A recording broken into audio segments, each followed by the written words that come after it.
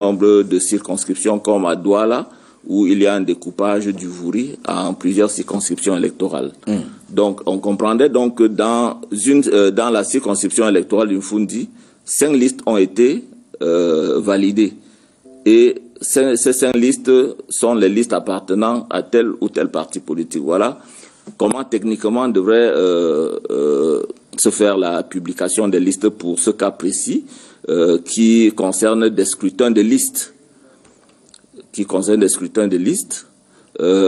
À l'élection du président de la République, la chose est moins ardue parce que si vous avez, comme à l'élection présidentielle du 17 octobre 2018 au Cameroun, 9 candidats retenus, il est très facile de lire les 9 noms pour indiquer que voilà les Camerounais qui ont été retenus pour la compétition électorale à l'élection du président de la République. Voilà le rituel technique. Juridiquement, est-ce que si on ne rend pas public ces listes-là de façon publique, cela signifie qu'il y a un vice quelque part, un vice de procédure?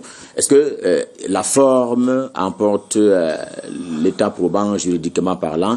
Est-ce que si ce n'est pas fait dans les règles de l'art, alors on peut également, on est porté à s'attaquer à cette mesure d'Elections Cameroun? Alors, Elections Cameroun procède par la validation des listes par le Conseil électoral se fait dans le cadre d'une résolution du Conseil électoral qui, il faut le rappeler, est un organe collégial. Et donc, un organe collégial prend une résolution et cet acte est attaquable. Devant les juridictions, notamment. Elle est attaquable devant cet acte, il est attaquable devant les juridictions. S'agissant de l'élection des députés, c'est le Conseil constitutionnel qui veille à la régularité de l'élection des députés, ce qui veut dire que tout acte constitutif d'une opération électorale dans le cadre de l'élection des députés, dont la régularité pourrait être remise en cause, peut être attaquée devant le Conseil constitutionnel. Pour ce qui est des élections législatives. C'est le tribunal, pour ce qui est de l'élection des conseils municipaux. Et pour c'est le tribunal administratif. Pour ce qui est des élections municipales. Pour ce qui est ce que vous appelez l'élection des conseils municipaux, parce que je préfère m'en tenir aux termes exacts de la loi. C'est le tribunal administratif du ressort, parce que il faut le rappeler, le procès électoral, en matière municipale, en matière des conseils municipaux, a été décentralisé. Autrefois, il fallait venir à Yaoundé déposer ses recours devant la chambre administrative de la Cour suprême. Il est aujourd'hui possible, dans les 10 régions où des tribunaux administratifs ont été créés, de déposer des recours dans le ressort de la région. Alors, Jean-Paul Tsenge, vous êtes notre expert sur ce plateau en attendant tout à l'heure que le signal soit donné au niveau des Elections Cameroun pour le début effectif de la publication des listes électorales et donc les candidats seront un peu plus rassurés et donc fixés. Mais il y a une petite difficulté que je voulais relever tout à l'heure, c'est que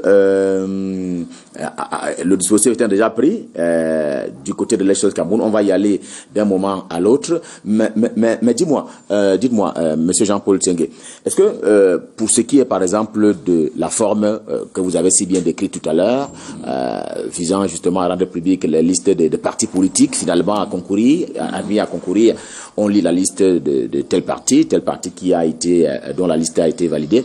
Est-ce que là, cela ne pose pas un problème au sein des formations politiques, parce qu'il y a eu, pour certaines formations politiques, effectivement, des listes consensuelles, et donc il y en a qui ne savent pas si leur nom ressortirait des listes validées. Il y a plusieurs phases de publication. Tout dépend de l'autorité chargée de rendre publiques ces listes-là. L'autorité chargée de rendre publiques ces listes peut effectivement décider de procéder à la lecture des noms des candidats qui figurent sur chaque liste validée. Tout comme l'autorité peut également choisir d'indiquer la liste qui a été validée dans la circonscription électorale. Mais il faut remarquer ici qu'il y a d'autres supports qui seront utilisés par l'administration électorale pour la publication des listes, notamment la presse écrite, donc Cameroun Tribune. Et dans la tradition de la publication des listes, en général, Cameroun Tribune publie l'ensemble des listes, notamment à l'élection des députés, avec les noms des candidats qui figurent sur ces listes-là. Je voudrais, puisqu'on parle de délai, je voudrais vous inviter à aller à la rencontre d'un de nos reporters qui a tenu à nous dire ce que seront les délais après le dépôt des candidatures. Et tout à l'heure là, il y aura donc la publication des listes électorales. Que va-t-il se passer en termes de délai? Voyons tout cela dans cet élément que nous propose l'un de nos reporters. Acte 2 du processus électoral pour les législatives et municipales, le Conseil électoral est déjà au travail. 15 jours pour traiter les dossiers et publier, selon l'article 187 du Code électoral, les listes, soit 60 jours au moins avant la date du scrutin. Nous allons attendre à peu près jusqu'au 11 décembre. On devrait pouvoir procéder à l'affichage des listes. Viendra le temps des recours devant la juridiction administrative compétente pour ceux qui protesteront le rejet de leur liste. 5 jours pour les requêtes et 5 autres jours suivants pour le Conseil constitutionnel ou le tribunal administratif de rendre le verdict et les listes définitives seront affichées. Les partis politiques travaillant jusque-là leur stratégie en interne reviendront sur scène. Le 6 janvier, nous entrons en campagne électorale et cette campagne électorale qui s'achèvera naturellement le 8 février à minuit. 9 février, double scrutin législatif et municipal, suivi de la proclamation des résultats selon les articles 168 alinéa 1 et 193 alinéa 1. Dans les 72 heures, après la clôture du scrutin, dans chaque commune, on devrait avoir la liste des conseillers municipaux élus. Maintenant, s'agissant de l'élection des députés, des législatives, la loi prescrit au Conseil constitutionnel 20 jours à compter de la clôture du scrutin pour proclamer les résultats. Les mécontents auront encore la possibilité de saisir le Conseil constitutionnel pour le contentieux post-électoral et d'ici le 1er mars 2020, les nouveaux députés seront connus.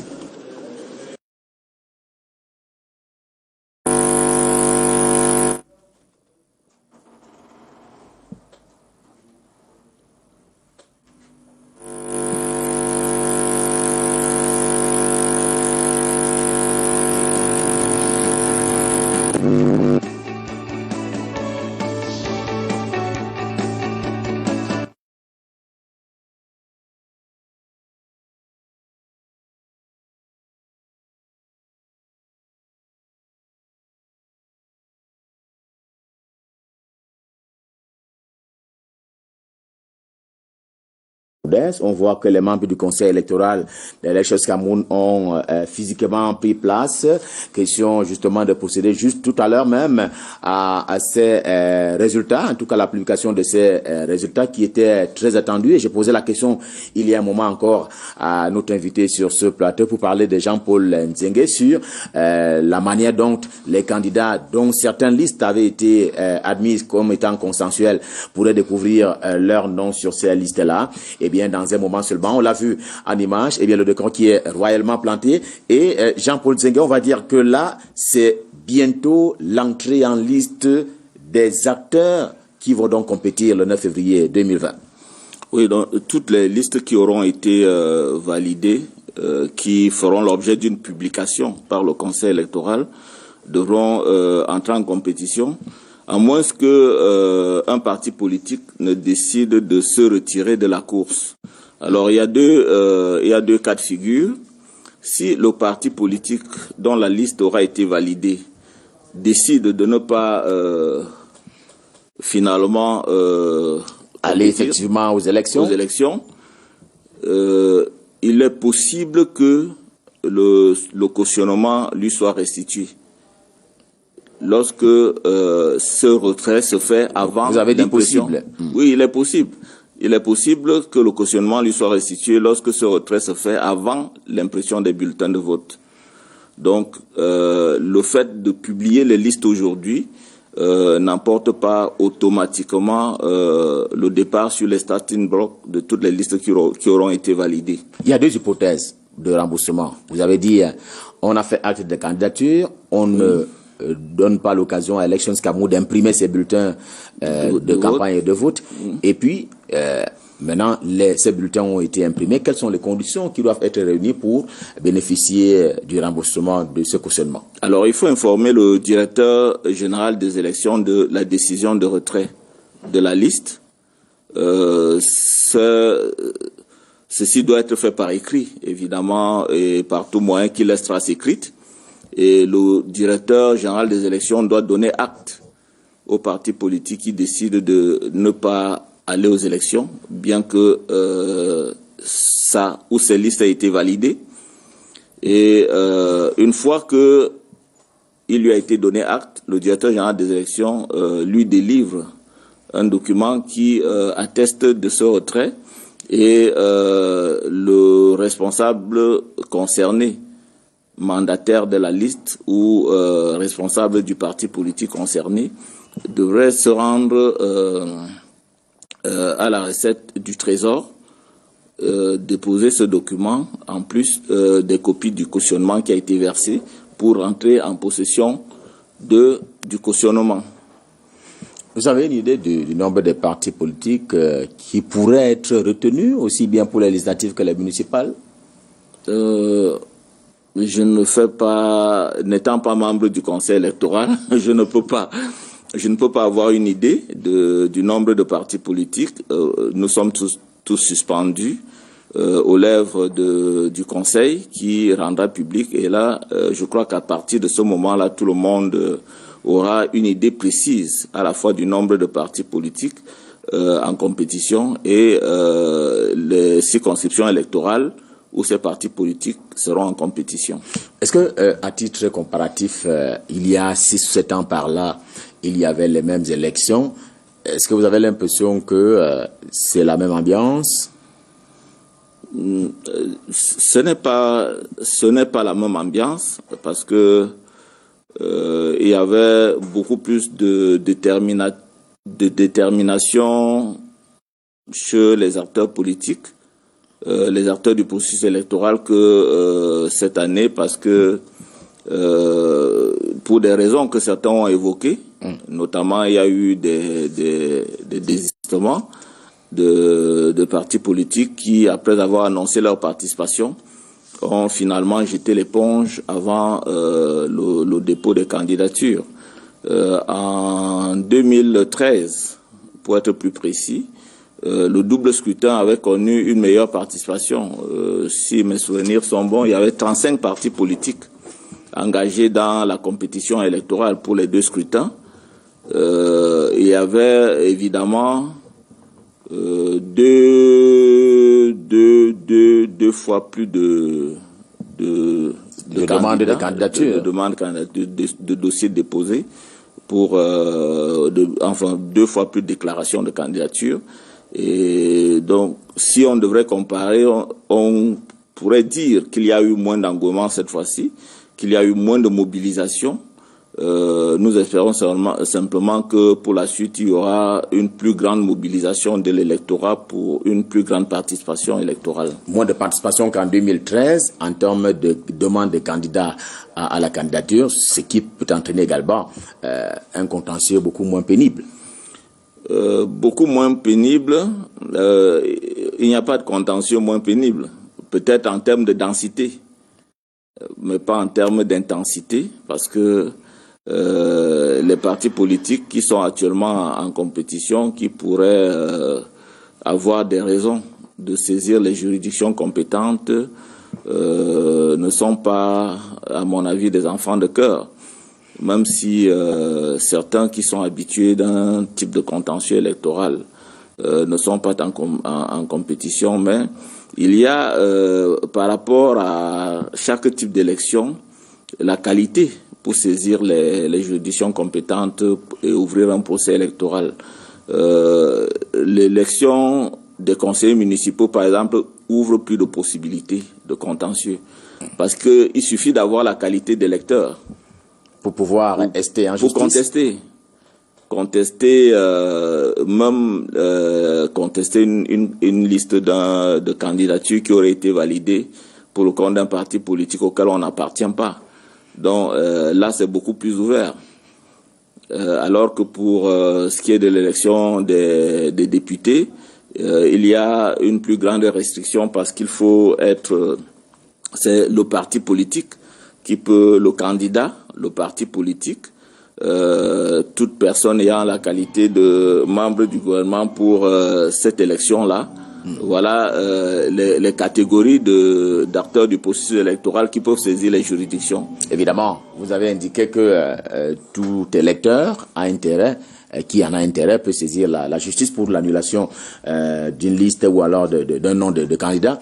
Et évidemment que la qualité d'électeur doit se prouver par l'acte d'inscription sur une liste électorale. Absolument. Et brandir évidemment une carte d'électeur. Absolument. Et pas la carte nationale d'identité.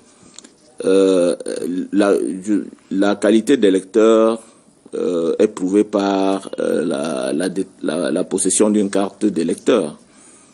Maintenant, l'identité peut être sollicitée par le juge au moment du procès pour attester qu'il s'agit bien du requérant.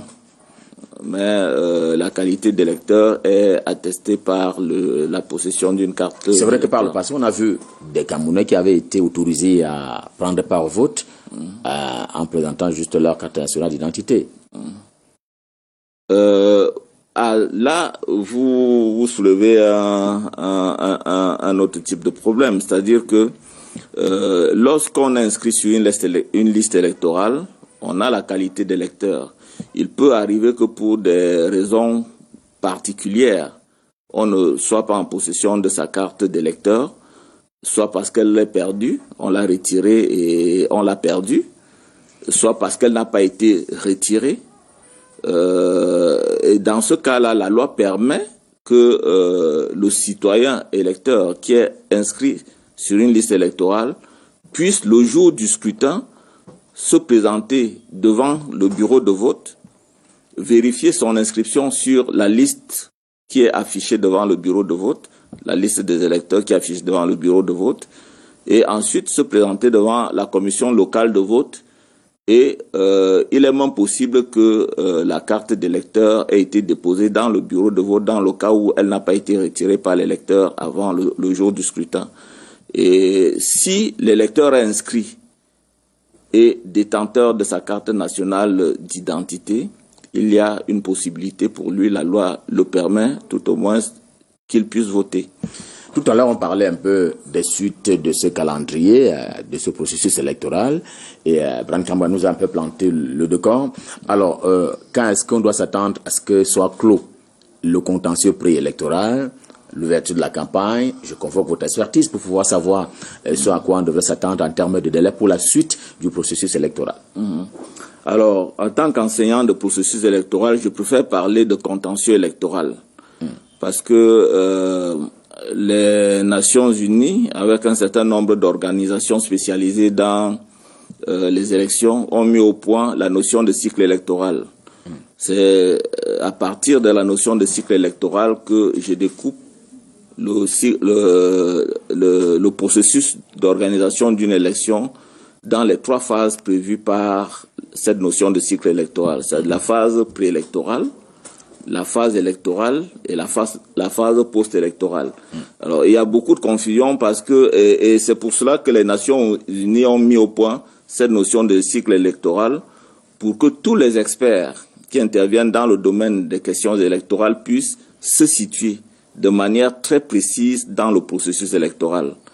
Et selon cette notion de cycle électoral, la phase préélectorale va de la fin du cycle d'organisation de la précédente élection jusqu'à la convocation du corps électoral.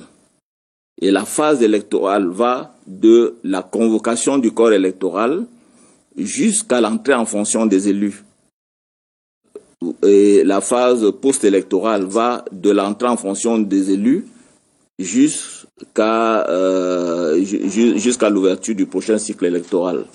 Donc ça veut dire que pour ce qui est de l'élection des députés et des conseillers municipaux, dont le double scrutin est en cours, la phase électorale a commencé avec la convocation du corps électoral. Et donc nous sommes en ce moment en période électorale. Tout ce qui se fait au cours de cette période, au cours de cette période peut être qualifié d'électoral. Donc, le contentieux électoral qui va donc s'ouvrir, le contentieux électoral qui va s'ouvrir pour ce qui est du contentieux sur les candidatures. Parce que nous sommes maintenant dans une phase de contentieux, de possible contentieux sur les candidatures.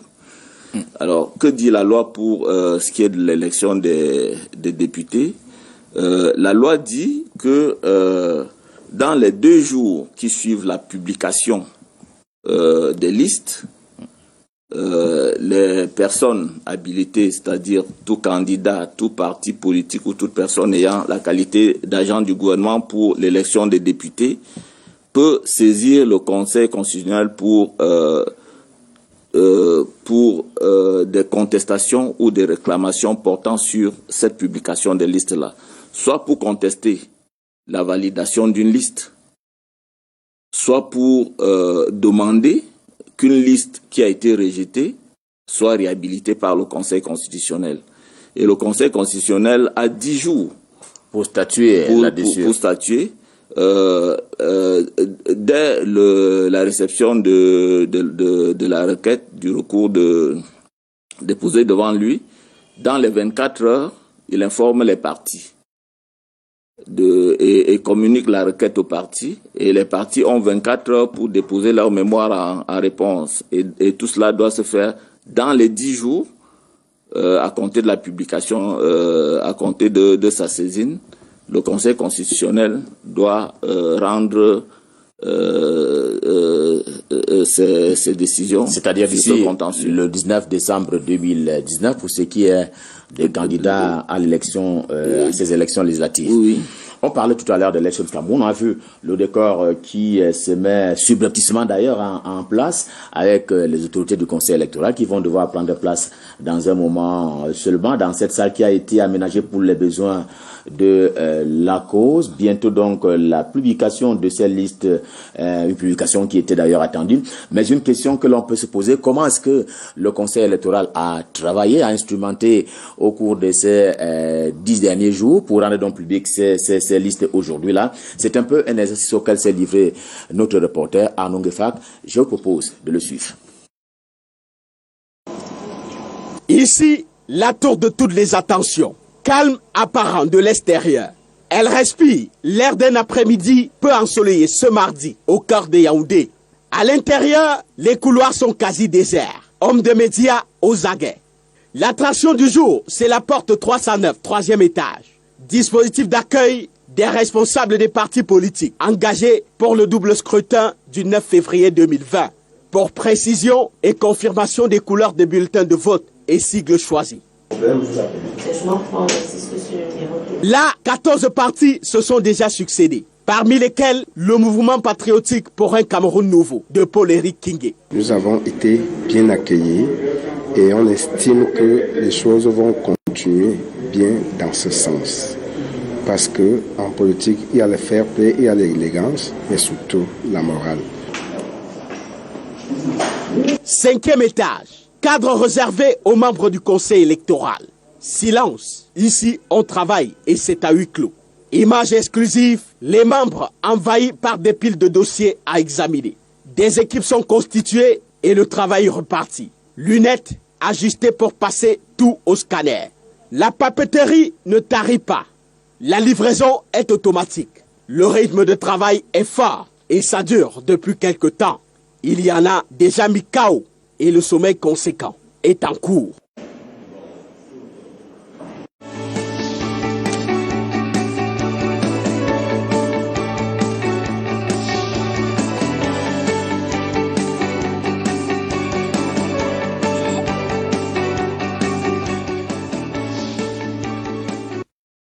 posée par Arnaud Ngefak sur la manière dont le Conseil électoral d'Elections Cameroun a travaillé pour pouvoir arriver à ce résultat qui sera rendu public dans un moment seulement du côté du siège d'Elections Cameroun, ici même à Yaoundé. Jean-Paul Nzengue est notre invité permanent à l'occasion de cet événement. Événement pour événement, ça n'est un.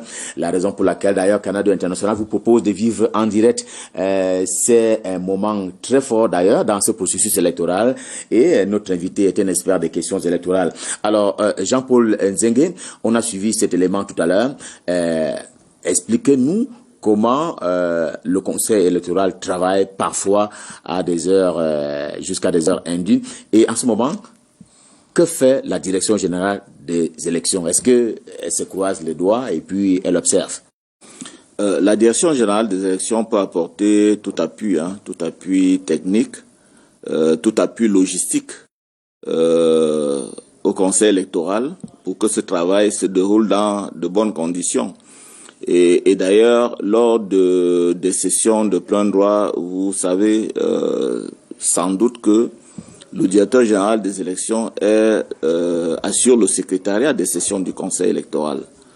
Et donc, au cours des sessions, c'est lui qui, en réalité, est chargé de procéder à la rédaction des actes dans le cadre de ce secrétariat qu'il assure. Donc, la direction générale des élections est impliquée.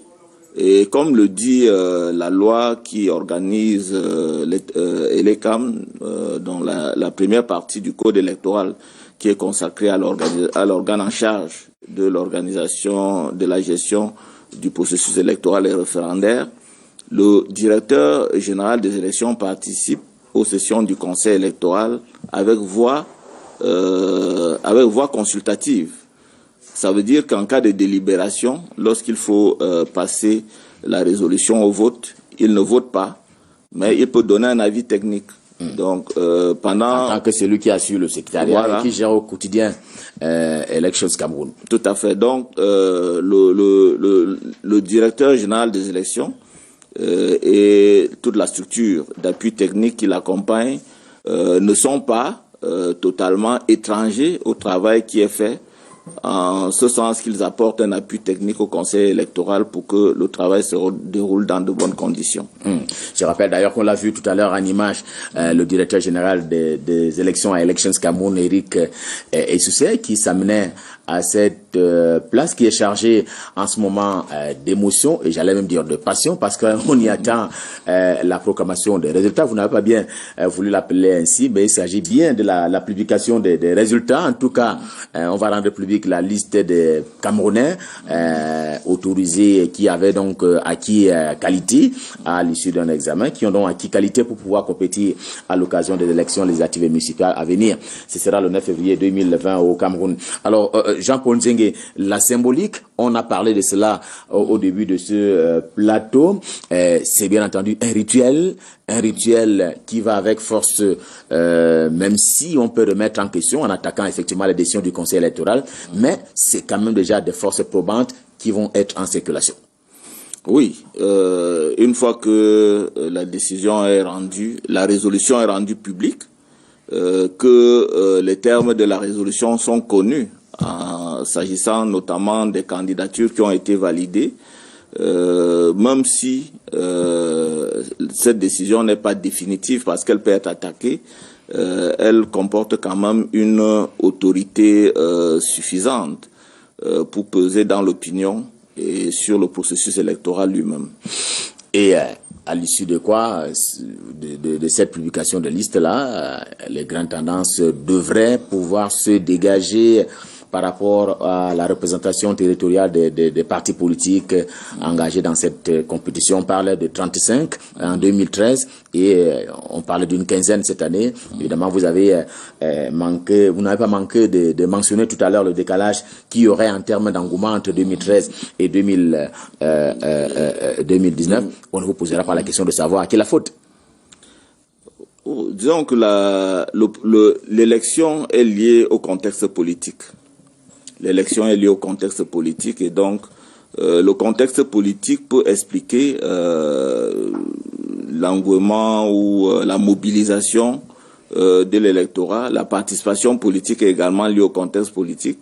Les élections se suivent, mais ne se ressemblent pas. Et c'est pour cela que chaque processus électoral doit être placé dans un contexte et dans son contexte précis pour être apprécié.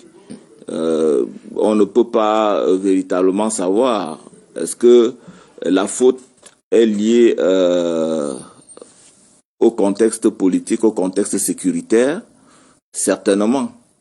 Mais on peut également questionner la capacité des partis politiques à mobiliser à la fois l'électorat et des personnes capables de faire acte de candidature. Les ressources humaines. Les ressources humaines. Et pourquoi pas les ressources financières? Les ressources financières également, parce que on peut avoir mobilisé un nombre suffisamment de militants, d'adhérents capables de faire acte de candidature et manquer de ressources financières pour pouvoir payer le cautionnement ou remplir toutes les autres conditions d'éligibilité qui sont prévues par la loi.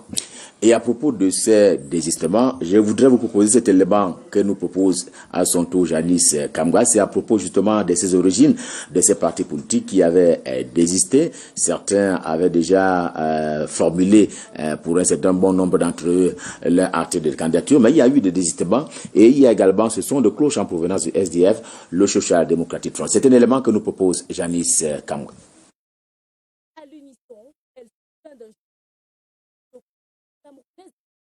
À peine une semaine après la convocation du corps électoral, à l'unisson, elle se plaint d'injustice. L'opposition camerounaise dénonce, à peine une semaine après la convocation du corps électoral. Pour le SDF, le MRC et le CRAC, la course aux législatives et municipales prochaine est biaisée. Circonscription témoin. Attestation de domicile. À Yaoundé 4, ces certificats étaient signés par les chefs de quartier et même les chefs de bloc. Et or, ceux-ci sont aussi des candidats. Vous avez dans les listes des jeunes de 28 ans, de 27 ans, à qui vous allez demander de venir vous produire des contrats de bail, des produits, des autres. Non. Là où les sous-préfets sont même en poste, ils multiplient les pièces à fournir pour signer des documents entre les sous-préfets qui disparaissent. Dans un communiqué publié hier, 14 novembre, la tripartite s'insurge contre ce qu'elle appelle fraude préélectorale qui serait orchestrée au bénéfice du parti au pouvoir. Certaines administrations indexées, comme les impôts, essayent de trouver des réponses aux problèmes. Le directeur général est sorti de sa réserve pour clarifier un peu la situation. Nous allons nous rendre au tribunal pour que, de ce côté aussi, que quelque chose soit fait dans le sens de l'épanouissement politique des acteurs. Aujourd'hui, il y a une possible rencontre avec le sous-préfet de l'arrondissement de Yaoundé 4. On espère qu'on va sortir de là avec des mesures qui vont permettre qu'il n'y ait pas de heurts. Si aucune solution n'est trouvée d'ici là, l'opposition dit se réserver le droit d'utiliser tous les moyens nécessaires pour se faire entendre. Un scénario similaire à celui de 2018 n'étant pas exclu.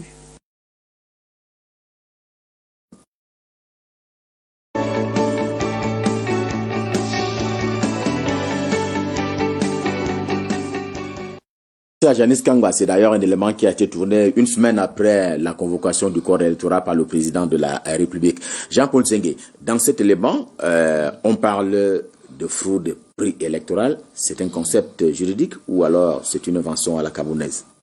C'est un concept juridique. La fraude est constitutive de tout acte irrégulier qui est posé au cours du processus électoral par les acteurs du processus électoral, tout acte irrégulier.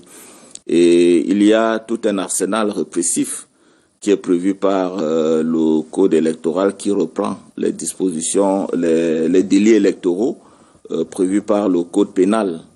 Et donc, on peut dire, au regard de cet arsenal répressif, que la fraude électorale est quelque chose de prévisible dans le processus et ce n'est pas une exclusivité du Cameroun.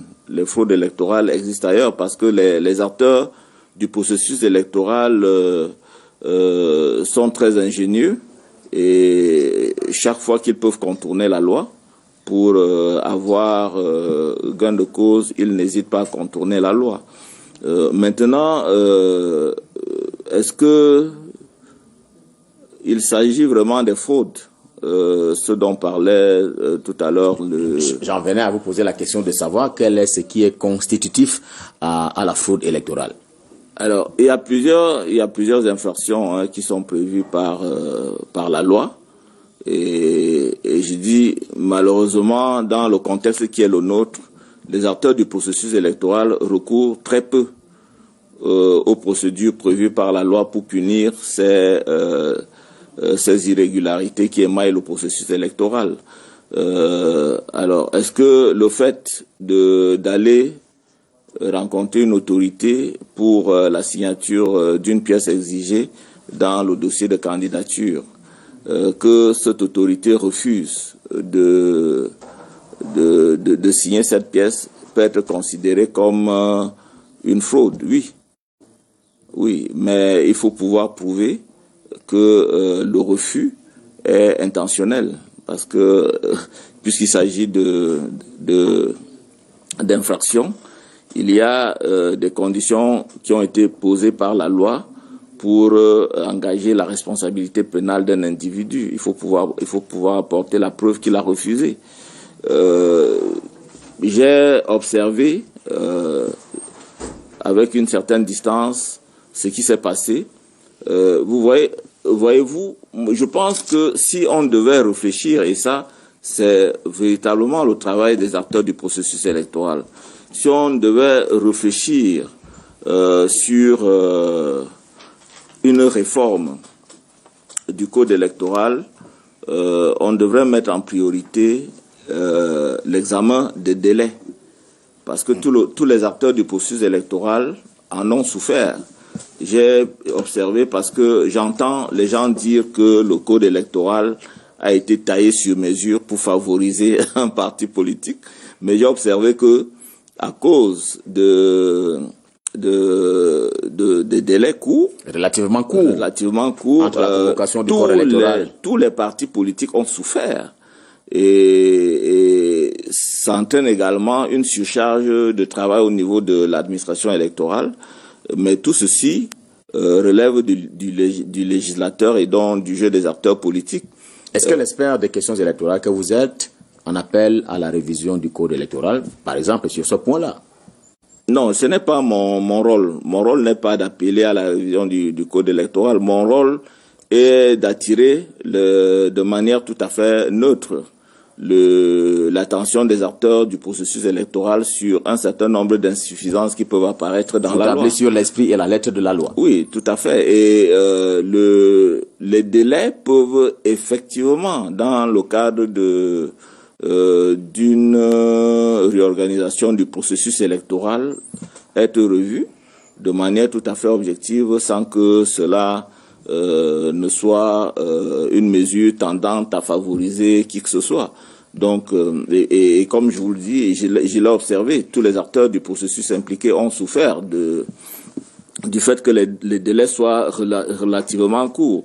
Vous n'allez pas demander, j'ai entendu certains responsables de partis politiques accuser les sous-préfets, vous n'allez pas demander à un sous-préfet de rester 24 heures sur 24 dans son bureau pendant les 15 jours que la loi laisse aux acteurs du processus électoral pour composer leur dossier. Vous n'allez pas demander à un sous-préfet de rester 24 heures sur 24 dans son bureau pour signer les attestations de domicile ou toute autre pièce. Vous n'allez pas demander aux responsables des impôts de rester 24 heures sur 24 dans leur bureau pour délivrer les attestations de non-redevance ou les certificats d'imposition, non-imposition.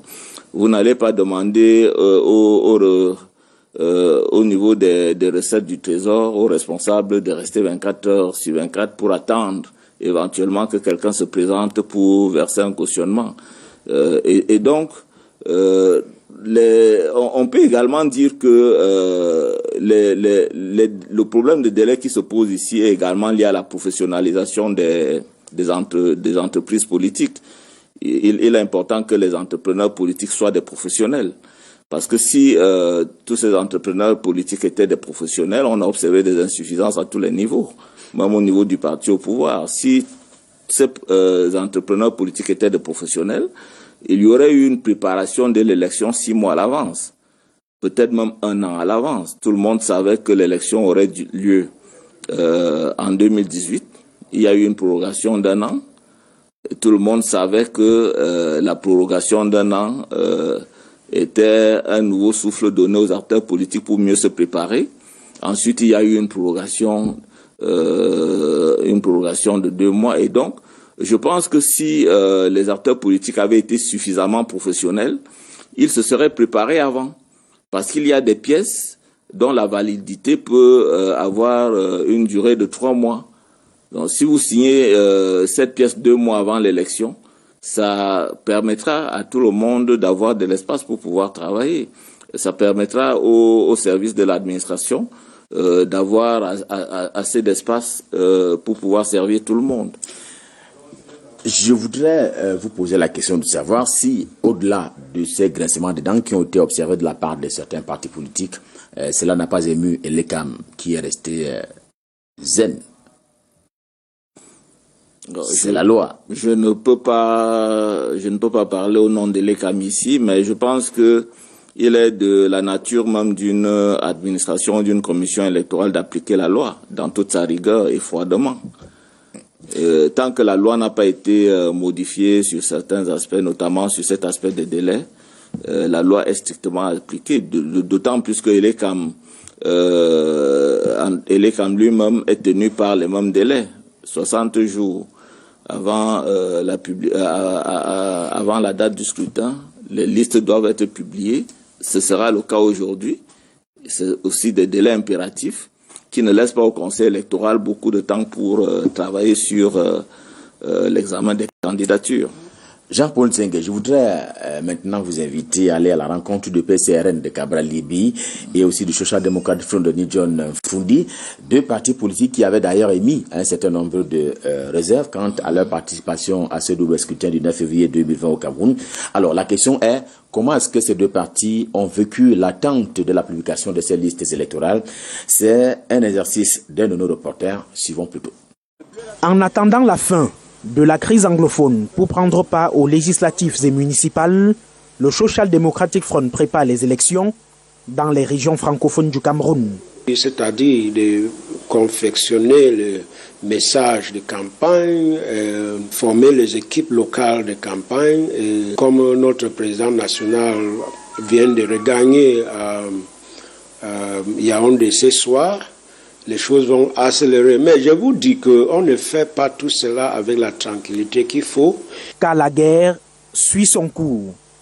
Même ambiance au Parti camerounais pour la réconciliation nationale, qui reste confiant sur sa requête adressée au Conseil électoral de lui accorder 15 jours supplémentaires pour compléter les dossiers de candidature. En attendant, ceux qui ont pu déposer leur liste sont en train de se préparer maintenant pour affronter les élections. Point commun au SDF et au PCRN qui ont conditionné leur participation au scrutin du 9 février, tous sont déjà choisis auprès d'Elections Cameroun, couleur et effigie pour leur bulletin de vote. Deuxième point commun, le rejet de la sortie récente du gouvernement, les qualifiant de mauvaise foi dans leurs revendications. Nous ne sommes pas de mauvaise foi, c'est le gouvernement plutôt. Ça nous a choqués et on espère que le gouvernement doit être sérieux. Nous préférons vraiment ne pas faire cas de cette sortie inopportune, calamiteuse et malheureuse. Et nous sommes confiants sur ce que le Conseil électoral finira par nous donner une réponse à notre réclamation. Elections Cameroun publiera la semaine prochaine les listes des candidats. Les partis de Cabral Libye et de Nidjon Fundi ont un pied dans l'élection et l'autre dehors. Le CPP, le MRC et le Modecna ont officiellement jeté l'éponge.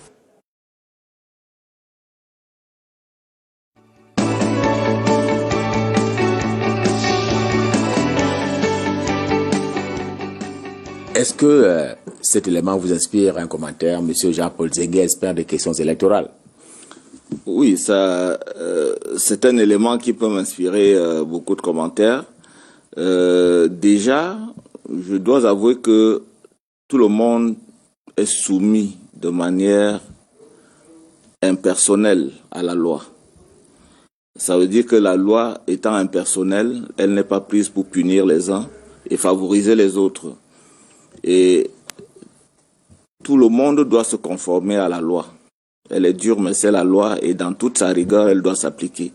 Donc, dans le cas de M. Cabral Libi, qui sollicitait un délai supplémentaire, je suis persuadé qu'il savait que juridiquement, cela était impossible. Parce qu'il ne revient pas au Conseil électoral de déroger au terme de la loi. C'est au Parlement qu'il revient cette possibilité. Et pour ceux qui ont l'initiative des lois, c'est-à-dire le président de la République et les membres du Parlement.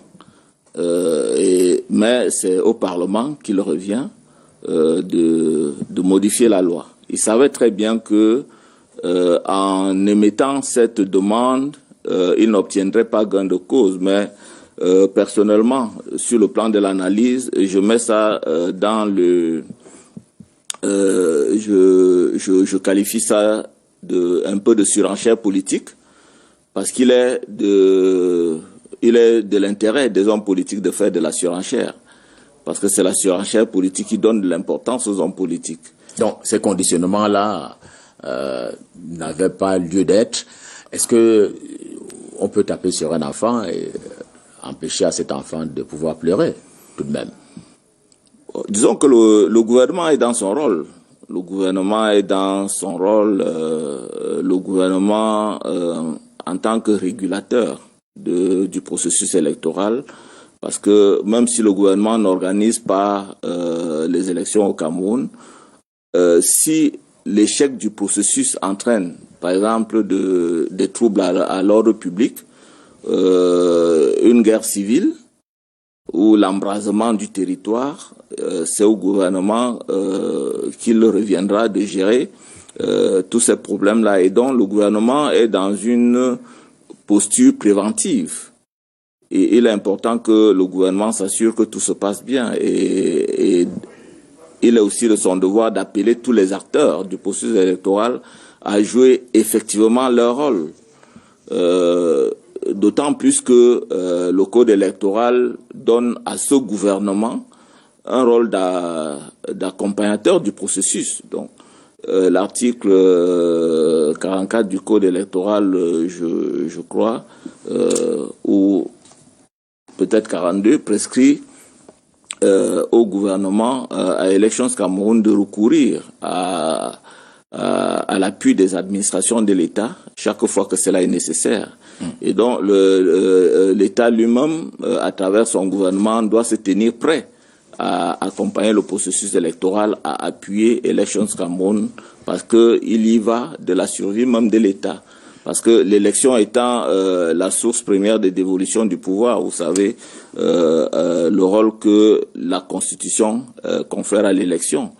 L'article 3 de la Constitution indique clairement que les autorités chargées de diriger l'État tiennent leur pouvoir par voie d'élection.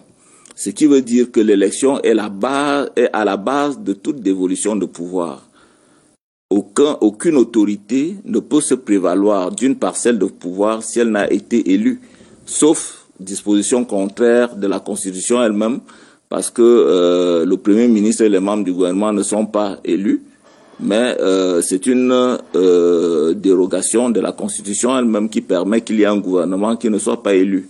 Laquelle Constitution prévoit que le président de la République nomme à tous les emplois civils et militaires. C'est le privilège de l'exécutif. Jean-Paul Tsengue, lorsque jusqu'ici on a observé ce processus électoral, je vous demande pas de juger, mais de nous l'analyser, nous l'expliquer, est-ce qu'on peut se dire que le jeu démocratique s'est fait envelopper dans la norme juridique? Non, on ne peut pas le dire. On ne peut pas le dire. Les acteurs politiques sont libres. Les acteurs du processus sont libres de mener leurs projets selon leurs capacités. Parce que il faut pas croire que la loi n'est là que pour encadrer le processus. La loi encadre le processus afin que le processus se déroule dans de bonnes conditions. Parce que si tout le monde respecte la loi, il n'y aura pas de dérapage dans le déroulement du processus. On ne peut donc pas dire que la loi a, comme une camisole de force, empêché les acteurs du processus de jouer efficacement leur rôle. Vous avez coutume de dire que la loi est parfois mauvaise, mais c'est la loi, il faut la respecter. On imagine donc que toutes les lois ne sont pas bonnes. Et les lois ne sont pas mauvaises. Elles peuvent ne pas être parfaites, mais elles ne sont pas mauvaises parce que la loi, par nature, est l'émanation de la volonté populaire. On ne peut pas considérer comme qu'elle est mauvaise. Elle peut être imparfaite parce que la société évolue. Une loi peut être bonne aujourd'hui et ne plus être adaptée au contexte social, au contexte socio-politique dans 10 ans. Cela ne veut pas dire qu'au moment où elle a été votée, elle était mauvaise. Elle peut simplement ne plus être adaptée au contexte.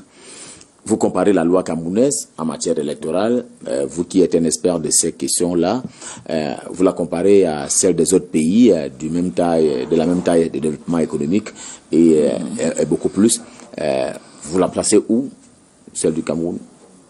Disons que chaque pays a son régime électoral chaque pays a son régime électoral qui est constitué par le cadre juridique institutionnel prévu par les textes et son système électoral qui est reflété par la manière dont le processus est mis en œuvre, dans les mécanismes de mise en œuvre du processus. Et donc, il est difficile de comparer parce qu'il n'y a pas de système parfait. C'est chaque peuple qui se donne son système, chaque peuple qui se donne ses lois, et on ne peut véritablement pas comparer. Ce qui est certain, c'est que chaque système a ses avantages et ses inconvénients.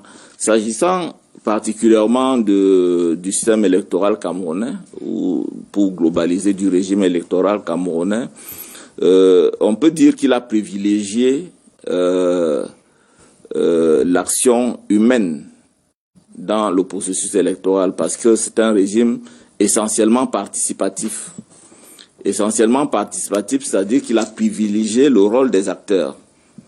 Vous voyez par exemple que au niveau de la gestion d'un certain nombre d'opérations électorales, il a mis en place des commissions mixtes électorales qui regroupent l'essentiel des acteurs du processus électoral, à savoir l'organe en charge de l'organisation et de la gestion des élections, l'administration, c'est-à-dire l'État, les partis politiques et parfois la société civile, les municipalités également, les collectivités territoriales décentralisées. Ce qui veut dire que nous sommes ici dans un cadre où ce sont les hommes qui font le processus électoral. Dans d'autres pays, on a migré vers une sorte de numérisation, de robotisation du processus électoral où la machine prend la place de l'homme. Et tout ceci a des avantages et des inconvénients parce qu'il arrive parfois que la machine trahisse l'homme. Le problème du système électoral camerounais est lié au jeu des acteurs, puisque nous avons privilégié dans le cadre qui est le nôtre la participation, le jeu des acteurs, donc la participation effective des acteurs du processus électoral. S'il y a défaillance des hommes, il peut y avoir défaillance au niveau de la mise en œuvre du processus. Voyez-vous? Donc, comme le disait, comme le disent les Anglais, there is no size fits all. C'est-à-dire qu'il n'y a pas une taille unique qui peut suffire à tout le monde en matière électorale. Jean-Paul Zengue nous accompagne à l'occasion de ce plateau spécial sur Canal 2 International dans l'attente de la publication des résultats de ces candidats et des listes de candidatures devront donc concourir le 9 février 2020 à l'occasion des élections législatives et municipales. Mais pour avoir l'ambiance qui règne déjà du côté de l'Elections Cameroun, on va repartir de ce côté-là, question de retrouver Bran Kamga qui suit pour nous minute par minute ce qui se déroule sur le terrain. Alors Bran, bon après-midi. Est-ce qu'on est prêt à suivre effectivement la publication de ces listes électorales? Bonsoir, Bran. Gislam Piaïsono, les choses ont nettement évolué ici à la direction générale des élections et comme vous pouvez le voir, la salle qui était pratiquement vide tout à l'heure est pleine. Elle est prise d'otage par les représentants des différents partis politiques, 56 au total, qui ont donc apporté leur liste de candidatures à Elections Cameroun. Il y a également plusieurs journalistes qui nous ont rejoints entre-temps pour couvrir cet acte 2 du processus électoral en vue des législatives et municipales du 9 février 2020. Les représentants des partis politiques sont donc là et nous avons donc deux avec nous, notamment Serge Espoir Matomba, premier secrétaire du PUS, le Peuple Uni pour la rénovation sociale. Alors Serge Espoir Matomba, bon après-midi. Vous attendez la publication des listes par le Conseil électoral d'Elections Cameroun. Quel est votre état d'esprit actuellement? Il faut dire que nous sommes sereins. Nous avons une méthodologie de travail qui nous oblige à rester sereins parce que nous sommes sûrs de la manière dont nous travaillons. Nous montons les documents, nous les apprêtons, nous vérifions avant de les déposer. Donc nous sommes sereins, nous attendons vivement cette publication pour que nous puissions avancer, n'est-ce pas, dans ce qui est de notre travail et la conquête, n'est-ce pas, des différentes municipalités dans lesquelles nous allons concourir et même aux législatives. Alors, pour vous titiller un tout petit peu, le PUS a déposé des listes dans combien de localités en ce qui concerne les législatives et les municipales, à peu près? Il faut dire que le PUS a déposé plusieurs listes dans plusieurs localités. C'est ce que je peux vous dire pour le moment. Mais demain, nous allons donner une conférence de presse où nous allons situer les Camerounais sur tout ça. Merci beaucoup Serge Espoir Matomba, premier secrétaire du PURS. Avec nous également le président du parti Univers, le professeur Koumvondo, qui est parti de Gaoundéré pour venir suivre la publication de ces listes par le Conseil électoral. Professeur, comment se porte Univers en ce moment? Univers se porte comme tout bon parti politique qui a candidaté pour la candidature à une élection. Il s'agit ici des élections municipales et des élections législatives. Si nous sommes là, c'est parce que nous attendons les résultats. Et l'état d'esprit qui est le nôtre, moi personnellement, ça me ramène à un peu plus de 30 ans quand j'attendais les résultats du baccalauréat.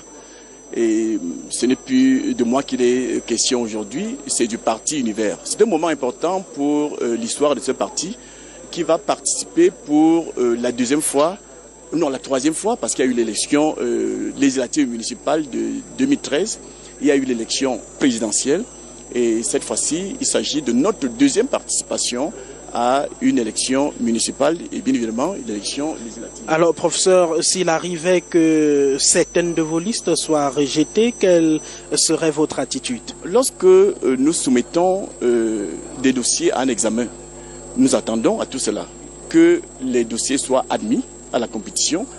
Nous attendons aussi ce qui est inscrit dans l'ordre du possible, que ces dossiers soient rejetés, parce qu'il peut avoir que nous ayons oublié une virgule à gauche ou à droite, un papier nous est échappé dans sa formulation. Eh bien, ça fait partie du jeu et c'est avec sportivité, je dirais ça comme ça, que nous accepterons que nos candidatures soient écartées. Mais la bataille se poursuit. Vous savez bien qu'après la publication, va s'ouvrir le contentieux électoral. Il va de soi que si certaines de nos listes sont écartées et si nous estimons que cette mise à l'écart a été faite en contradiction avec le droit, eh bien nous attaquerons soit au Conseil constitutionnel, soit alors pour les municipales devant les juridictions administratives. Mais ce n'est pas tout. La bataille ne fait commencer. Il peut aussi arriver que certains dossiers soient admis alors que nous sommes convaincus que nous avons ne sont pas conformés à la bonne règle de droit. Eh bien, nous attaquerons également. Merci vous beaucoup, professeur que la compétition est bien lancée. Merci beaucoup. Vous aurez donc 5 jours selon le code électoral pour le faire, mais on n'en est encore pas là. Merci beaucoup, professeur Koumvondo. Merci beaucoup. On va vous retrouver certainement dans un instant. Et comme vous pouvez donc le constater, la température monte ici au siège d'Elections Cameroun à Yaoundé. À l'esplanade, vous voyez la forte mobilisation des uns et des autres venus suivre ce moment. Ghislaine Piaïsono, on va vous renvoyer l'antenne et on va vous retrouver donc dans quelques instants. On n'attend plus que les membres du Conseil électoral et la Direction générale d'Elections Cameroun pour venir donc publier les listes des candidats aux législatives et municipales.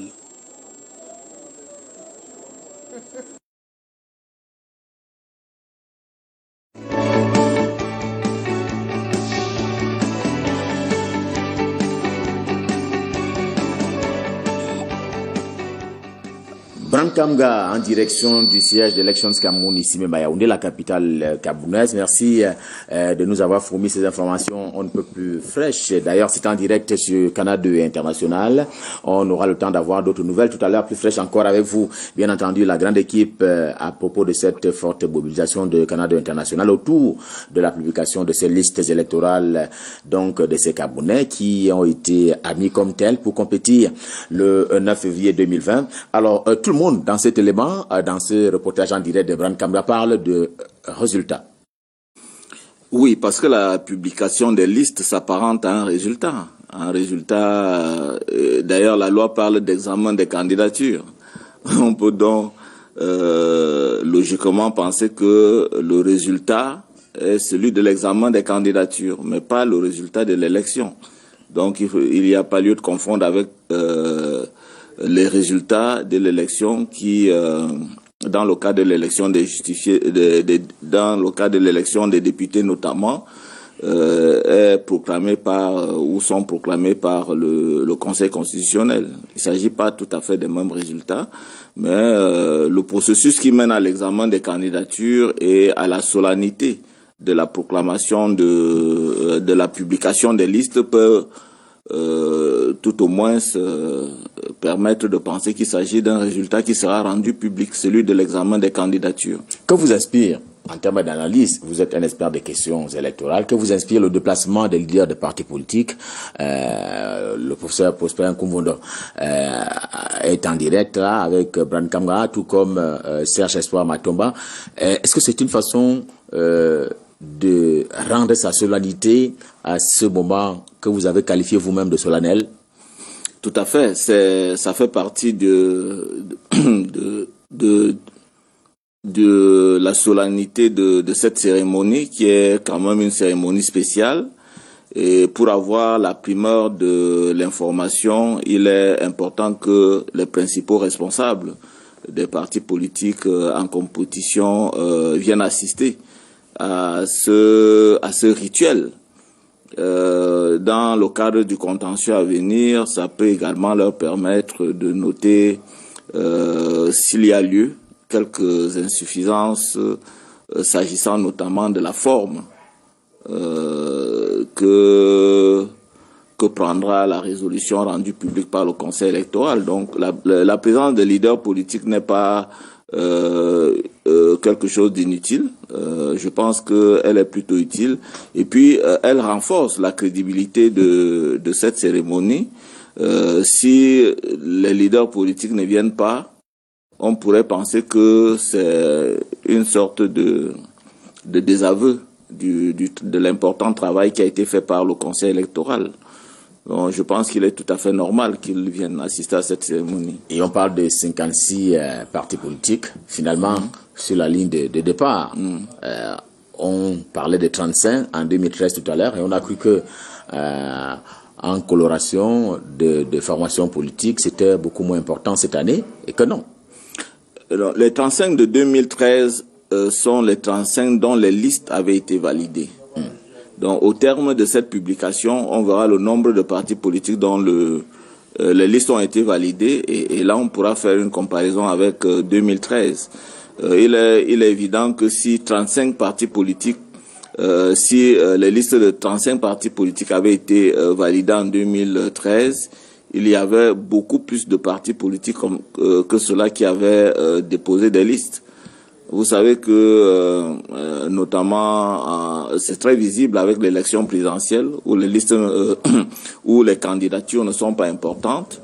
On a pu avoir, pour certains processus passés, une cinquantaine de candidatures déposées et avoir, au bout du compte, moins de 10 candidatures retenues. Ou un peu plus de 20 candidatures retenues. Ce qui veut dire qu'il y a toujours beaucoup d'appelés, mais peu d'élus. Alors, j'ai également retenu à propos de cette correspondance en direct de Brankamba tout à l'heure, les uns et les autres semblaient parler si vite et beaucoup d'ailleurs du contentieux préélectoral. Est-ce que le législateur camerounais a effectivement légiféré en laissant un grand couloir quand même au contentieux? Est-ce que c'est exprès que cela a été fait? Est-ce qu'il y a des failles dans cette législation?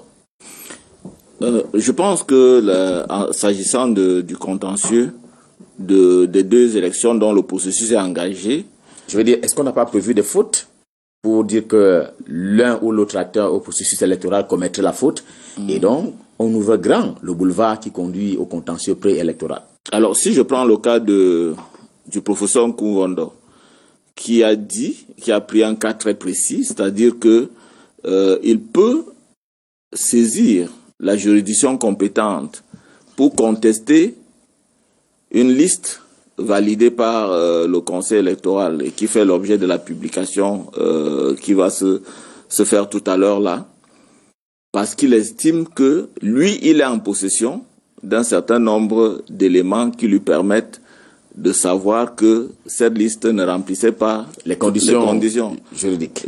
Voilà, les conditions prévues par la loi.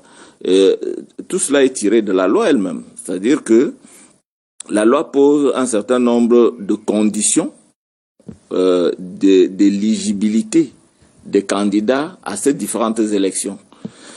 Et il est possible, après investigation, de savoir qu'un candidat ne remplit pas ces conditions-là. Et si une liste sur laquelle figure ce candidat a été validée par le Conseil électoral, il est possible pour les partis intéressés, parmi les catégories citées par le Code électoral, de saisir la juridiction compétente pour contester cette liste-là.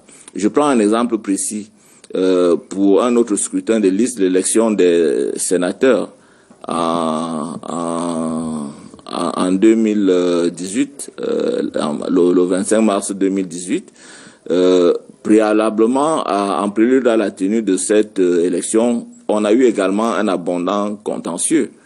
Il y a une liste du RDPC de la Damawa qui a été contestée par l'UNDP, du fait que l'UNDP estimait avoir des éléments qui prouvaient que une candidate titulaire présentée par le RDPC sur sa liste de la Damawa n'avait pas la nationalité camerounaise d'origine requise par le législateur pour faire acte de candidature à l'élection des sénateurs.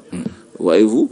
Donc, c'est pour ça que je l'indiquais tantôt, le système électoral camerounais est essentiellement basé sur les acteurs, sur le jeu des acteurs, et donc il est tout à fait normal que les acteurs du processus électoral se préparent à saisir les instances compétentes chaque fois qu'elles se rendent compte que à un stade donné du processus, il y a eu violation de la loi. Au regard de la scène politique nationale, tout à l'heure, lorsque les listes seront rendues publiques par Elections Cameroun, vous pouvez déjà, vous, en tant qu'expert des questions électorales, dessiner la carte politique électorale, si vous voulez, des élus. Alors, ce serait anticiper sur le choix des électeurs. Ce serait anticiper peut-être faut-il redouter l'abstention, mais pas le non-vote. d'un certain nombre de candidats déjà. Tout peut arriver. Tout peut arriver.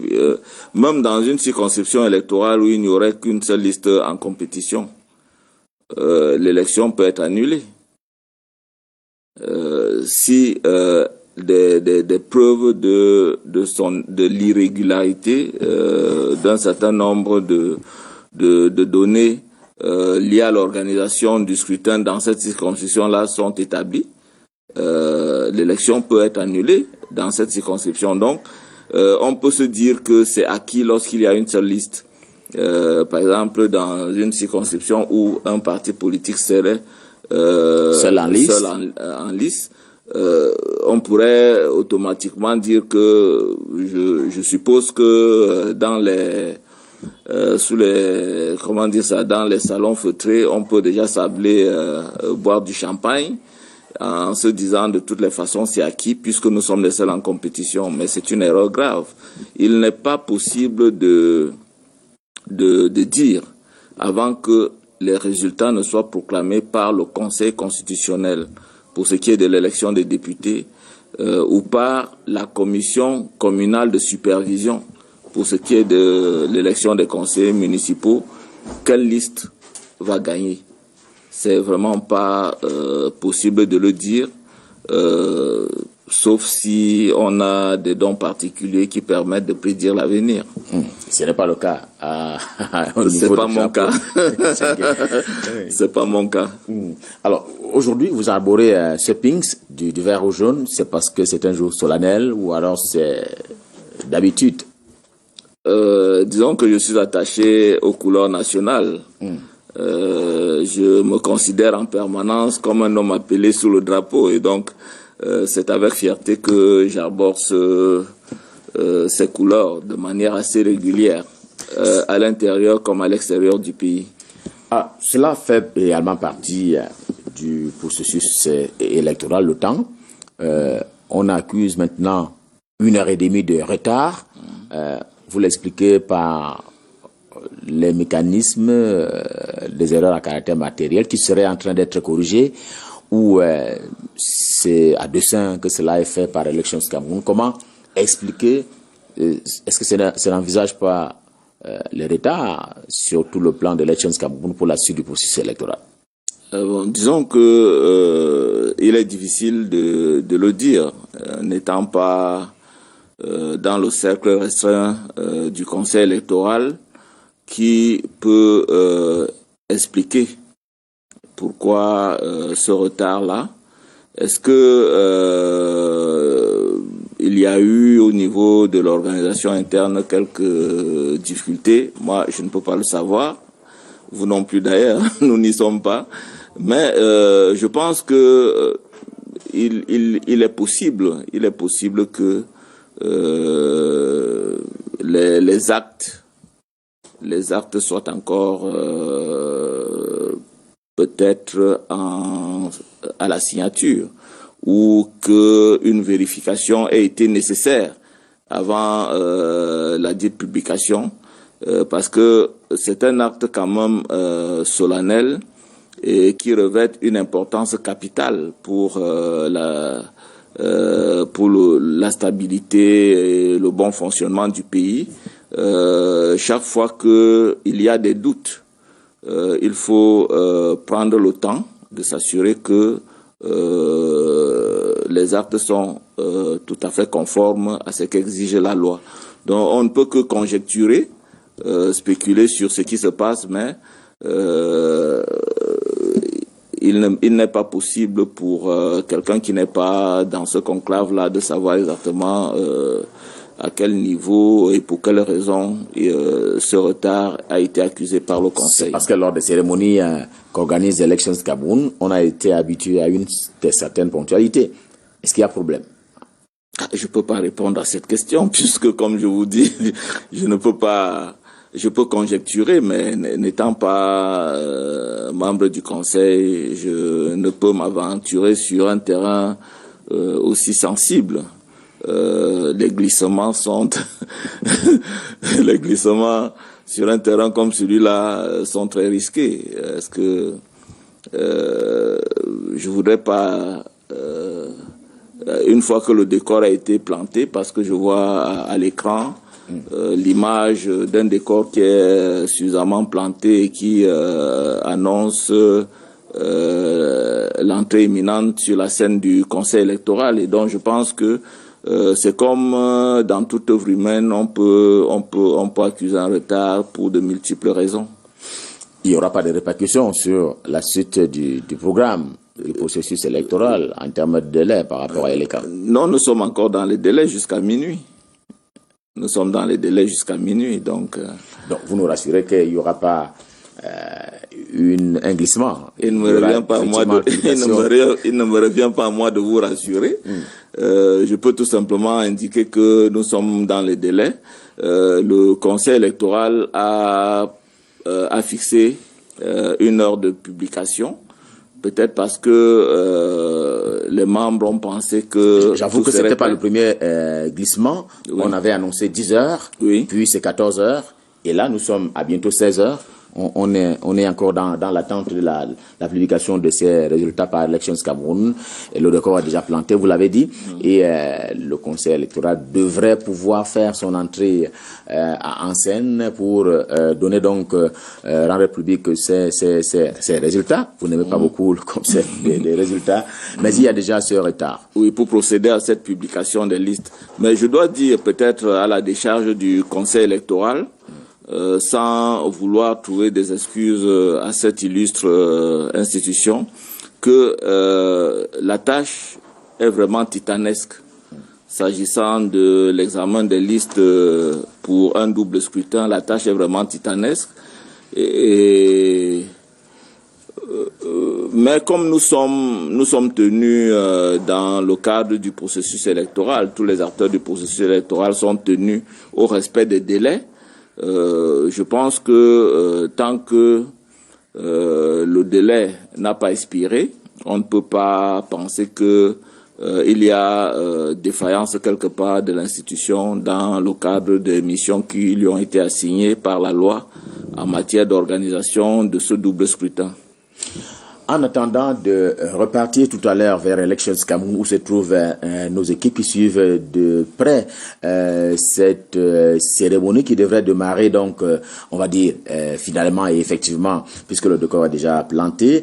En attendant donc de repartir de ce côté-là, question de retrouver Bran Kamga et toutes nos équipes techniques, Samuel Bounis et les autres qui sont sur le terrain, question de nous faire vivre dans ces moments on ne peut plus importants dans le processus électoral en cours au Cameroun et qui devrait, bien entendu, arriver à terme lorsque seront proclamés les résultats au lendemain des élections prévues le 9 février 2020 aux élections locales, c'est-à-dire les législatives et les municipales. Je voudrais, puisqu'on a parlé tout à l'heure d'un certain nombre de cris de détresse et ou même de revendications d'un certain nombre de formations politiques, qu'on revienne un peu en arrière aux origines justement de ce qu'a pensé le MRC de Maurice Kamto, qui avait alors jeter l'éponge alors que certains candidats de cette formation politique avaient déjà engagé la formation de leur candidature par le dépôt des dossiers. Suivons cet élément de Bran Kamga.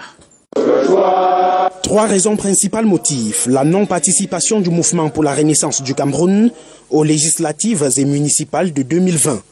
Le blocage administratif pour la constitution des dossiers de candidature, la crise anglophone et le mauvais système électoral. Tous les obstacles administratifs dressés sur le parcours des candidats du MRC et surtout assumés par le régime ont démontré que le MRC, les militants du MRC ne sont plus considérés comme des citoyens camerounais.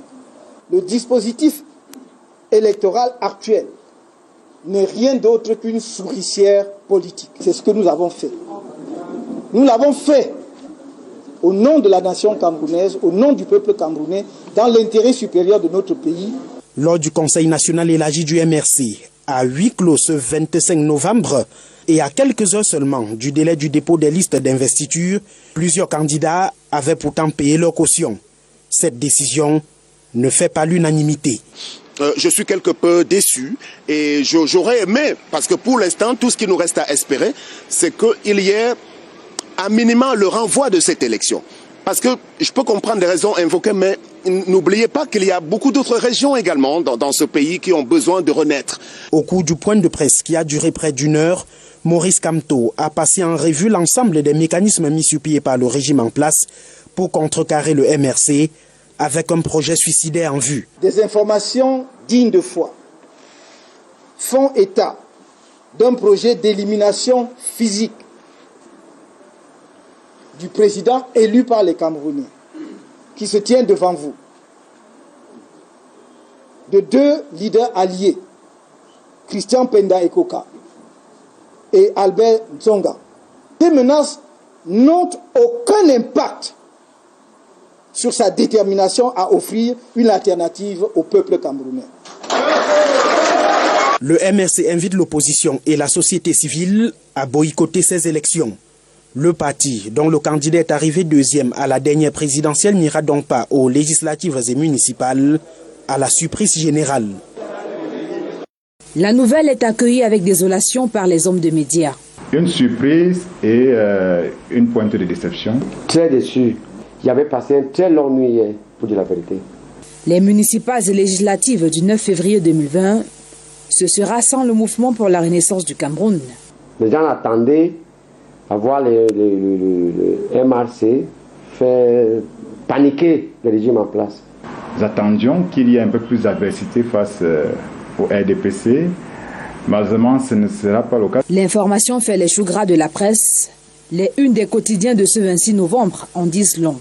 Mutation parle d'un coup de théâtre. Nous avons mis coût, synonyme de prix, synonyme de conséquences, synonyme de répercussions, pour analyser donc le champ des possibles en matière donc, de répercussions de cette décision qui a été surprenante pour tout au moins pour la majorité d'observateurs de la scène politique. C'est la honte pour notre démocratie, c'est la honte pour Cameroun, c'est la honte pour les gens qui chantent que Cameroun c'est un pays avec la démocratie en marche. Après la présidentielle 2018, les journalistes s'impatientaient de revoir sur le terrain politique Maurice Kamto et ses camarades. Quelle élection au Cameroun sans MRC? Tout le monde va poser ces questions. Maintenant, on se demande quelle autre voix ce parti aura pour faire entendre sa voix. Certainement, dans les prochains jours, on en saura un peu plus. Jusqu'ici, la décision de boycotter les élections législatives et municipales par le MRC reste avec ses conséquences.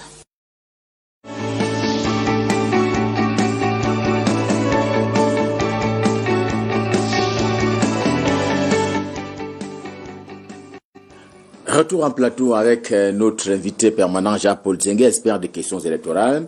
On va vous habituer à commenter les éléments qui précèdent votre prise de parole. Là, on a suivi Maurice Kamto qui met sur la table la question du dispositif. Vous, en tant qu'expert, il qualifie cela de souricière. De souricière. Souricière, c'est-à-dire un peu un piège à rat.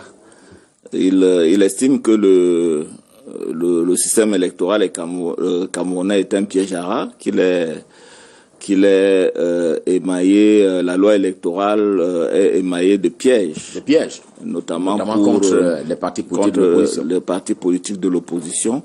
Mais je pense que si cela était vrai, aucun parti politique n'aurait échappé à ces pièges. Je ne voudrais pas beaucoup m'appesantir sur le sujet parce que j'ai entendu les membres de ce parti politique dire que la loi électorale était taillée sur mesure pour favoriser le RDPC. Je ne pense pas que cela soit vrai parce que cette loi existait déjà avant la création du MRC. Donc si ces lois ont été édictées, ce n'est pas pour piéger le MRC. Et comme je l'indiquais aussi, la loi est impersonnelle et elle dispose pour l'avenir. Ça veut dire que au moment où cette loi a été adoptée, avec le regroupement dans un corpus unique dans le code électoral en avril 2012. C'était pour régir les processus électoraux futurs. Et le MRC n'existait pas encore, donc je ne pense pas que ce soit le cas. Mais l'appréciation du processus du cadre juridique et institutionnel des élections au Cameroun est libre. Tout acteur politique peut, en fonction de ses intérêts, apprécier et qualifier le processus selon sa propre perception et d'après ses propres opinions politiques. Maintenant, je peux tout simplement faire remarquer que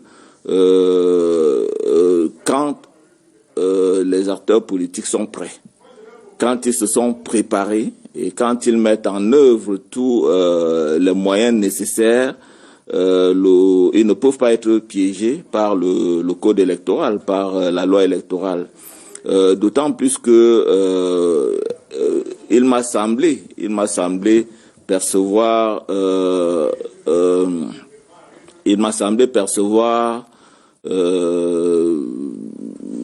une certaine mauvaise foi dans cette position, dans la mesure où au lendemain de la convocation du corps électoral, ce parti politique a été parmi les premiers acteurs de la scène politique à se prononcer pour une participation électorale en promettant une défaite cuisante au RDPC, parti au pouvoir. Et on ne peut donc pas comprendre que après avoir fait autant de déclarations, que on puisse se retirer de la compétition avec des soupçons d'incapacité de mobilisation quand même des ressources humaines et financières. Donc, la bonne foi des acteurs du processus électoral est également questionnable. Et comme je le disais pour M. Cabral Libi, il n'est pas surprenant qu'un acteur du processus électoral, dans l'incapacité de mettre tout ce qui est nécessaire en œuvre pour réussir son projet politique, fasse de la surenchère. Et on peut effectivement comprendre que face à l'incapacité possible de constituer un nombre de listes suffisantes pour pouvoir avoir des élus au Parlement et dans les conseils municipaux, les leaders du MRC aient choisi une stratégie leur permettant de garder la tête haute sur le champ politique camerounais. Peut-être que ce qui est récurrent quand même depuis quelques années au Cameroun, dans le camp des partis politiques de l'opposition, c'est que qu'on revoit la loi électorale, le code électoral, il faut le toiletter en ses dimensions pragmatiques. On parle de la révision de l'âge, du rabaissement de l'âge de capacité électorale qui est au-delà de 18 ans, alors qu'au Cameroun, le code pénal s'abat sur quelqu'un qui a 18 ans, qui a commis une infraction à la loi pénale. On parle également du bulletin unique. On parle de bien d'éléments à caractère matériel sur lesquels on doit revenir pour dégager une espèce de consensus autour de ce code électoral. Oui, s'agissant notamment de l'âge électoral, pour moi, c'est des questions purement philosophiques. Il y a des sociétés qui se disent suffisamment évoluées aujourd'hui dans le monde et qui défendent un certain nombre de valeurs et qui pensent que ceux qui sont à partir d'un certain âge, il est possible de porter ces valeurs-là. Mais est-ce que l'abaissement de l'âge électoral à 18 ans pourrait améliorer la participation électorale? On récupérerait à peu près 2 autres millions de Camerounais qui voteraient ainsi, eux aussi, et feraient prévaloir leur droit au vote. Ce n'est pas certain. Ce n'est pas certain, d'autant plus que les plus de 20, près de 25 millions de Camerounais qui pourraient s'inscrire ne le font pas de manière automatique, d'autant plus que au Cameroun, la participation électorale est libre. Il n'y a pas de vote obligatoire et donc prétendre que l'abaissement de l'âge électoral à 18 ans améliorerait la participation électorale, c'est tout simplement une vue de l'esprit. J'essaie de dire qu'il y a une masse électorale qu'on pourrait récupérer si jamais on revisait l'âge à la baisse. Il y a cette population juvénile qui veut bien participer à l'élection, mais qui est limitée par l'âge on ne peut plus élevé. Mais la population de la tranche de 20 ans, 40 ans déjà ne participe pas beaucoup. Pourquoi pensez-vous que la tranche 18 ans, 20 ans viendrait avoir un plus grand intérêt à la participation politique que leurs aînés? Elle s'avérerait un peu plus androïde. Non, je pense qu'il s'agit tout simplement de questions d'ordre philosophique. Nos sociétés ne sont pas suffisamment... Nous mettons la charrue avant les bœufs parce que nous suivons systématiquement ce que font les autres. Je ne pense pas que nos sociétés à 18 ans au Cameroun, on soit véritablement préoccupés par les problèmes politiques. Je pense qu'il est important pour les acteurs du processus électoral de mettre tout en œuvre déjà pour que ceux qui sont en âge de voter puissent s'inscrire. Les choses ne sont pas déjà suffisamment prises en main pour que la population autorisée puisse s'inscrire. Donc je pense que c'est à ce niveau-là que la masse critique dont j'entends parler de manière beaucoup plus courante peut être atteinte si la mobilisation est assez forte au niveau de l'électorat. Qu'est-ce qu'il en est du bulletin unique, selon vous? Alors, le bulletin unique comporte beaucoup d'avantages et également beaucoup d'inconvénients. Il faudrait savoir que le bulletin unique n'est pas véritablement la panacée.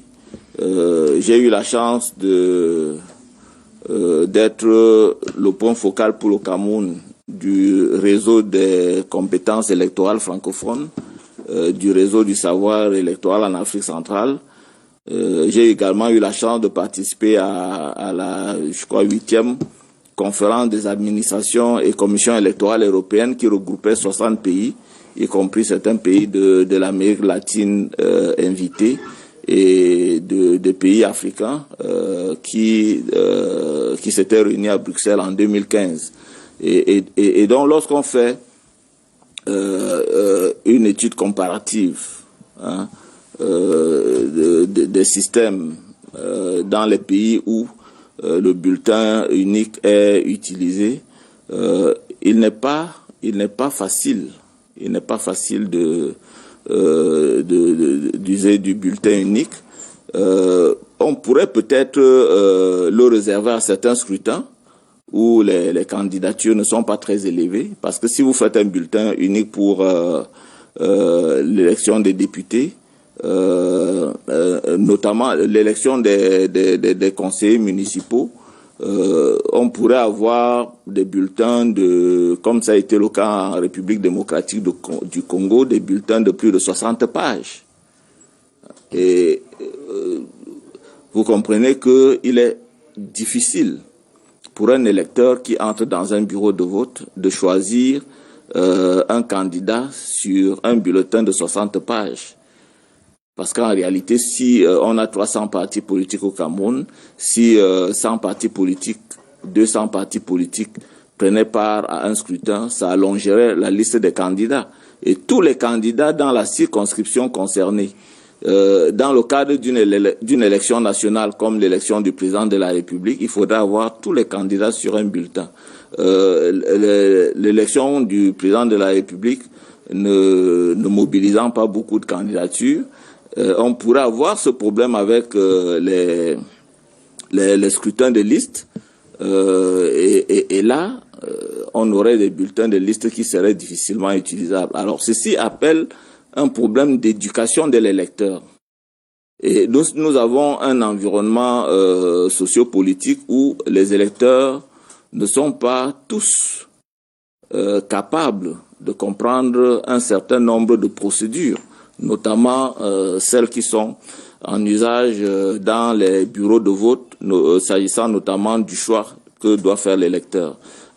Donc, il faudrait réfléchir très sérieusement sur cette mutation qui pourrait être nécessaire, mais il faudrait réfléchir sur les mécanismes de mise en œuvre de ces réformes-là, notamment en tenant compte de la spécificité d'un certain nombre de scrutins.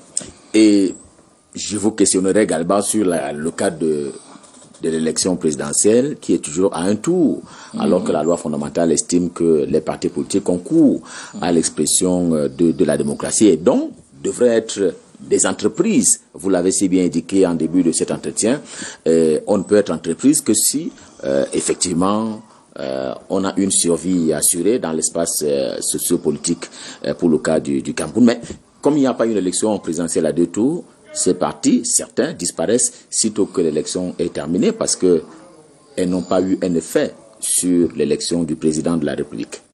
Alors, l'élection présidentielle à 1 tour, il faut déjà le dire, est une tradition dans beaucoup de pays de démocratie très avancée. Dans les pays anglo-saxons, c'est d'ailleurs presque la règle. L'élection présidentielle à 1 tour, est qualifiée de first past the post parce qu'il s'agit d'un scrutin majoritaire où celui qui arrive en tête gagne l'élection. Donc, quelle que soit la majorité obtenue, et donc c'est déjà une tradition que nous avons héritée au moment où nous sommes entrés dans les processus électoraux. Il y a longtemps déjà, quelque temps avant même notre indépendance, on a eu des scrutins qui ont été organisés ici et qui n'étaient pas à 2 tours.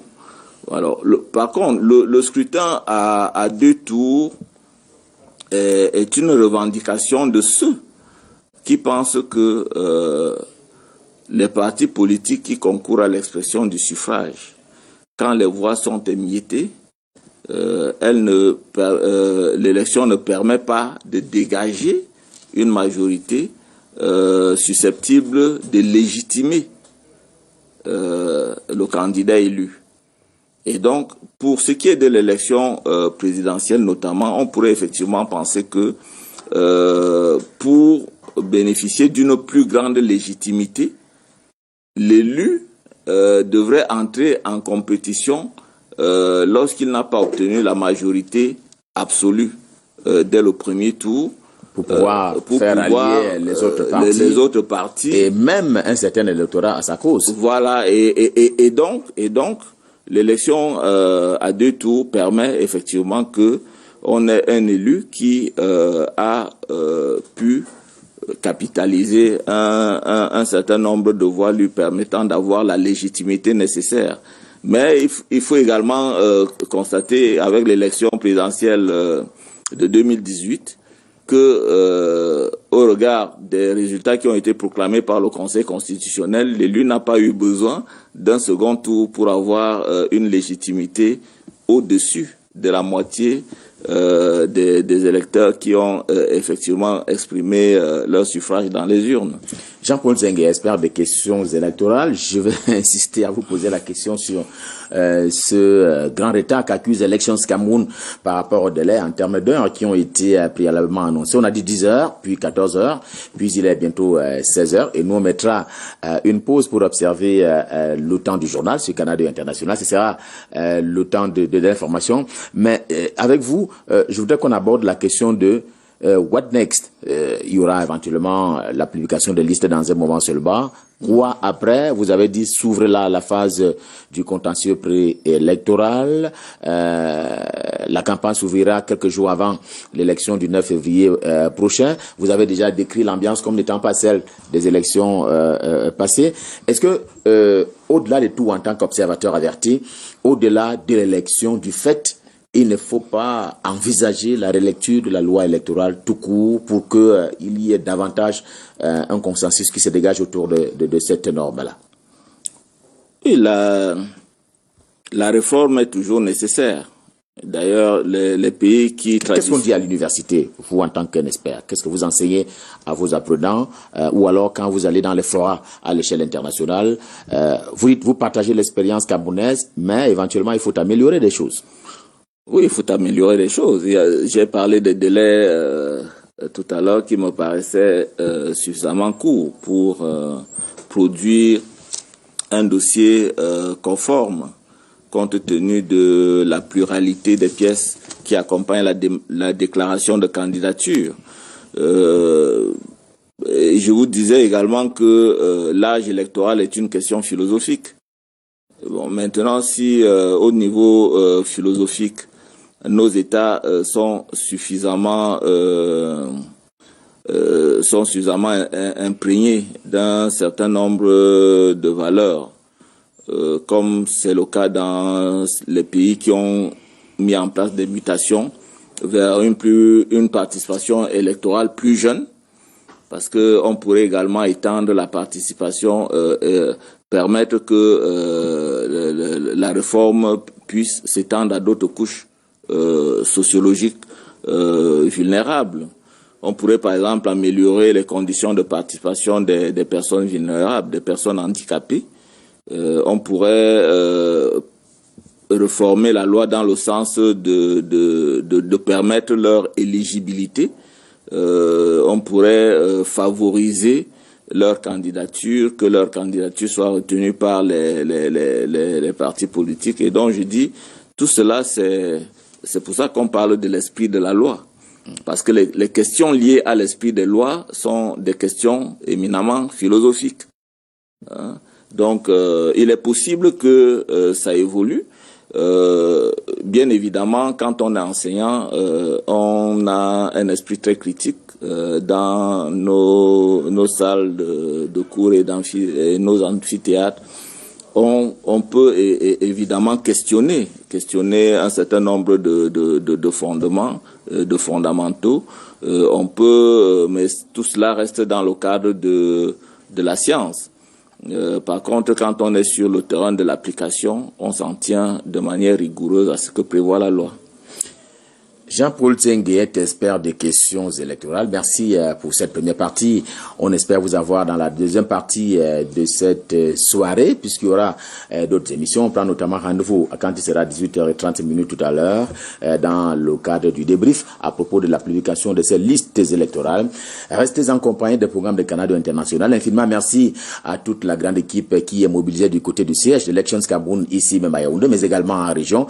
Autant que nous disons merci à la grande équipe technique qui a été au four et au boulet, qui est donc sur le qui-vive par rapport à cet événement. Restez finalement en compagnie des programmes de Canada International. À tout de suite pour la suite.